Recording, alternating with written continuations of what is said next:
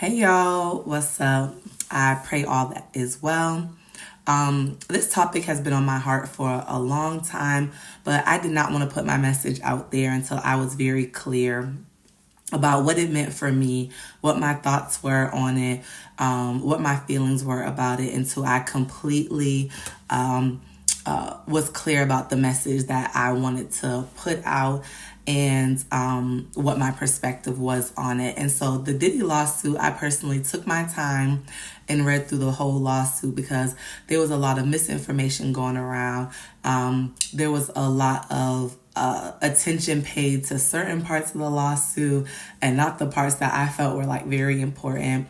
So I took my time to read the lawsuit, and I had a lot of thoughts and feelings about it, and whether the allegations are true or not. And that's not to just discredit any of the people in the lawsuit, the person filing the lawsuit. But one thing that I thought was interesting throughout the lawsuit is that the person who did the lawsuit kept saying, I had to do this. Diddy exposed me to this. I had to do that. I had to be in this room. He did this to me. He did this to me. And I hear this kind of communication in therapy all the time where clients are like, I was at work and I had to do this, or this person told me I had to do that, or I had to do this. And in my mind, I'm like, we all have something that is called free will, right? So what impacts that, or what gets in the way that a person feels like they had no other choice but to? And I get it, because sometimes on the other side of that choice is death. So it feels like that is not an option. And what I truly, from my observation and the research that I've done, the saying is true, is hurt people hurt people. I believe Diddy started off as a victim and then transitioned into the perpetrator himself, allegedly, as it is connected to this lawsuit. But beyond that, right, and even starting with Diddy, one of the things that is really important for us to have as people is we have to have our own anchoring. We have to have our own foundation, because when our foundation or our anchor is shaky, we are susceptible to anything, right? We end up being able to be taken advantage of, going into rooms that we are not meant to be in because of us trying to leverage ourselves in a way that does not align with us. So when you think about, and this is part of my research, Diddy being 20 years old, and I think he also started off, he was a background dancer, right? So starting off in the industry as a background dancer, figuring out his way, right, may have probably been taken advantage of, because we see it all the time with these children with record labels, right? How are you 18, 17, 16, 15? Even recently I saw a 9-year-old who's in the hood, still going through poverty, still going through everyday challenges, and then boom, you give me $1 million. I didn't get healed from any trauma. I didn't get healed from any life experiences that may have impacted me greatly.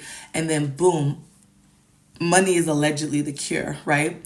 So when we go into situations chasing something that is not aligned with us, we open up the door for so many other things to happen. And this is what ends up happening in these situations, right?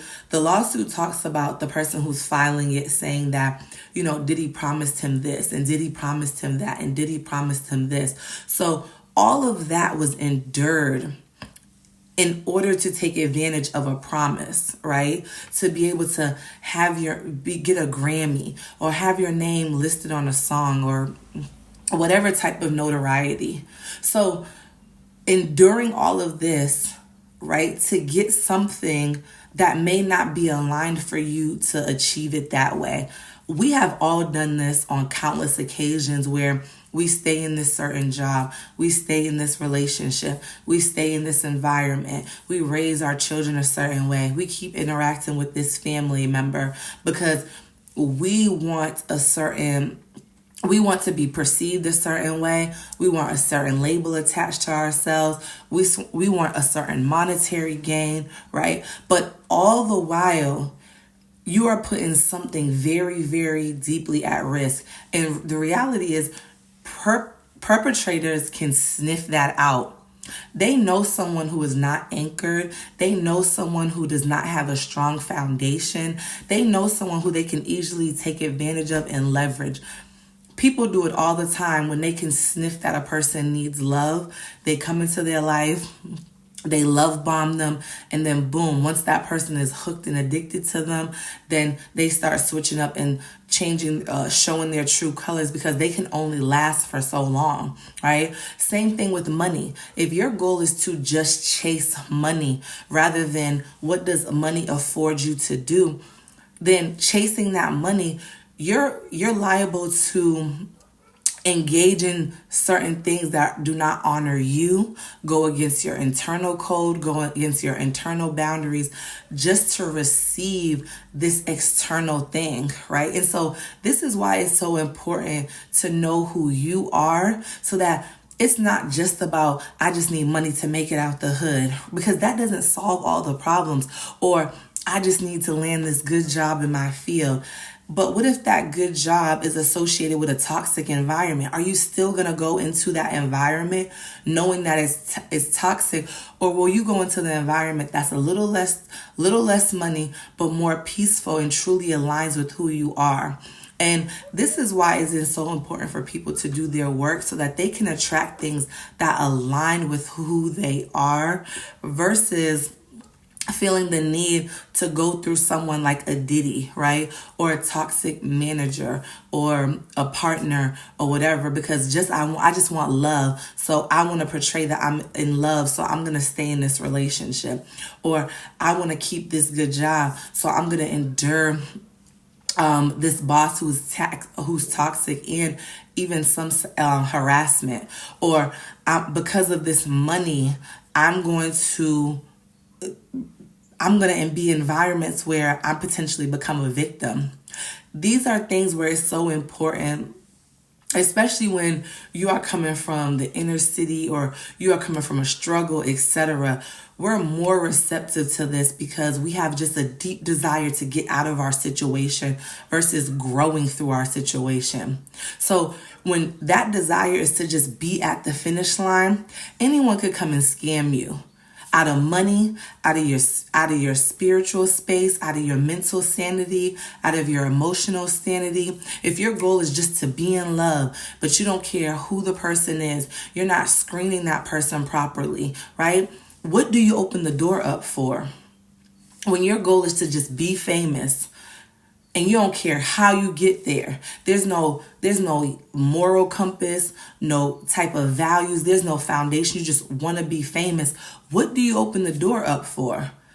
Because the producer sound like he's pretty known in the industry, but was it worth all that it came with?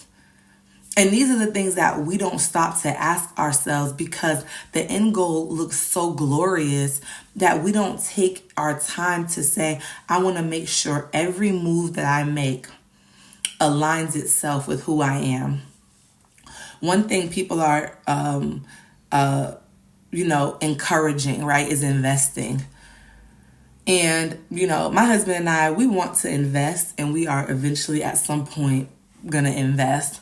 But the thing that is for us is like, we want to make sure we know the companies that we're investing in, because I would lose sleep at night if I knew that I was investing in the company that was tied to Diddy, right? And these kind of allegations.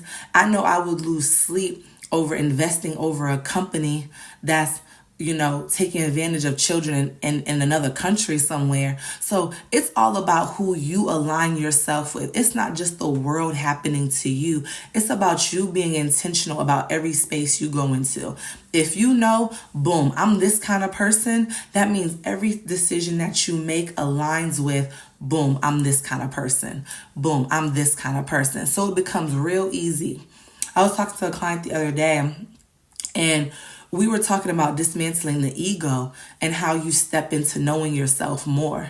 And the example that I gave is, if Harvard was offering you a certain amount of money to come and work there, but you know the environment is not a healthy one and does not align with you, but UConn is offering the position at a lower rate, but it's moral. You've met the other, your coworkers. They're welcoming, more peaceful. Which one aligns with you, right? Not just the money factor. Which one aligns with you? Yeah, you will probably get to that money. It will take you a longer time to get to the money that you'll want. But will you have maintained your honor on this road, or would you have compromised yourself? And that's truly what I learned from the Diddy lawsuit, is that we got to be so intentional about honoring ourselves, not the self that our environment created, not the self that is lacking self-esteem, not the self that is lacking confidence, not the self that wants to do what society wants, but the self that you were created to be, right? Your purest self. Doing what things align with that. And even though it may take you a little bit longer to reach where you need to go, the road would have been paved in gold and victory and honor, rather than in shame, guilt, trauma, embarrassment, etc.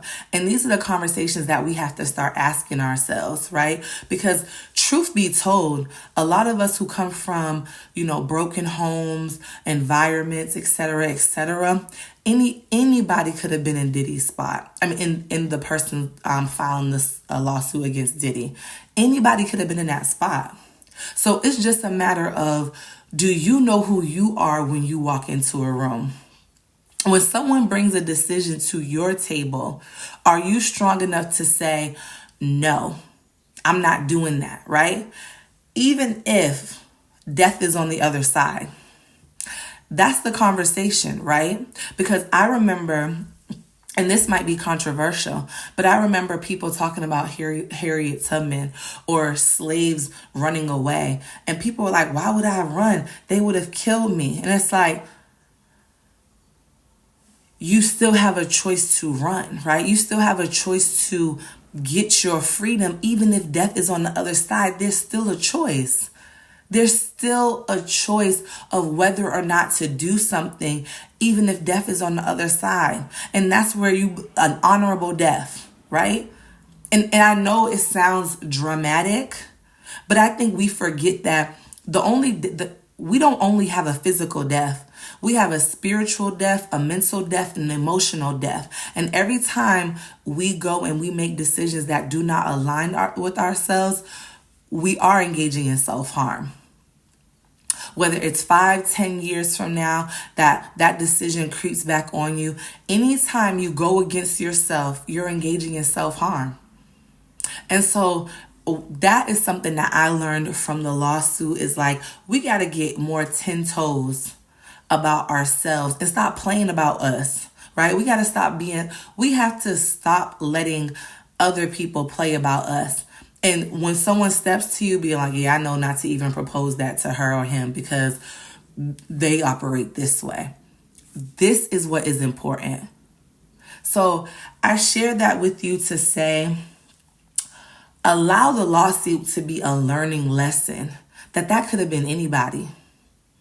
And the difference is that there are some people who stand on something, and there's some people who have no foundation. And sometimes those people end up falling for anything. So I appreciate you. Thank you for watching. I pray the rest of your day is beautiful. I have another video as it relates to this situation that I'll be posting soon. But thank you for watching, and thank you for tuning in.